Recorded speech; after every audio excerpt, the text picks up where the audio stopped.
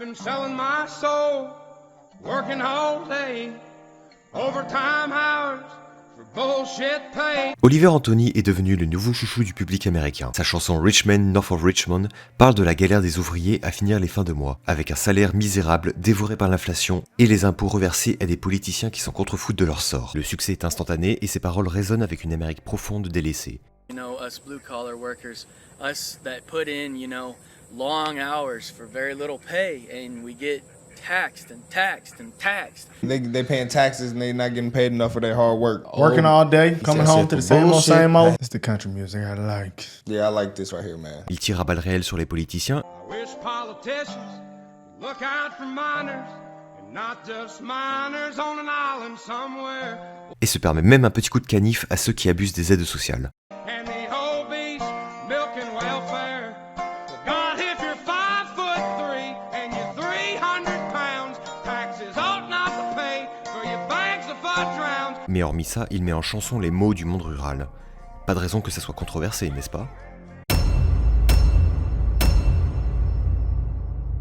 Pourquoi ces attaques ? Parce que les républicains ont été les premiers à commenter sur son ascension. Et vu qu'il est impossible d'aimer la même chose que le camp adverse, la seule solution c'est d'attaquer leur nouvelle coqueluche. Donc un pecno qui parle de nord et sud, c'est évidemment un appel du pied à la Confédération, qui voulait maintenir l'esclavage aux États-Unis. Il s'attaque aux hommes riches, c'est pas un peu antisémite ça ? La seule manière de dire tout ça dans sa chanson, c'est en interprétant les paroles de la manière la moins charitable possible. La réalité, c'est qu'il habite en Virginie, au nord de la capitale de la Virginie, il y a Washington, siège du pouvoir législatif américain, et donc là où se réunissent les politiciens. Richmond, Richmond, ça sonne bien, point. And you pretend that it's just this big wave. So this guy, out of nowhere, just popped into existence and has been promoted by basically every far-right account on Twitter and conservatives broadly. This is because there were prior deals established. There was money traded behind the scenes. Il refuse un contrat de $8 millions de label de musique afin de rester indépendant, clairement la marque d'un propagandiste.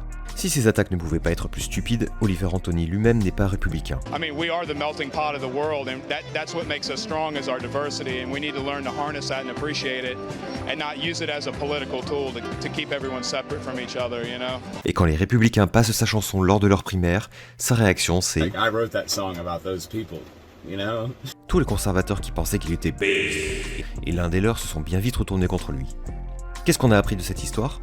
Ben, pas grand-chose, à part que tous les sujets sont politisés en guerre de tranchées gauche-droite et qu'il est impossible de parler de sujets universels sans se faire traiter d'agent secret de la CIA ou de fasciste. Arrivez à vos propres conclusions plutôt que d'écouter des troglodytes obèses vous dire qu'au 32e degré de lecture, This is a Confederate apology. N'écoutez pas non plus des schizos terminalement en ligne dont l'existence ne repose que sur le fait d'être en opposition avec le courant social du jour.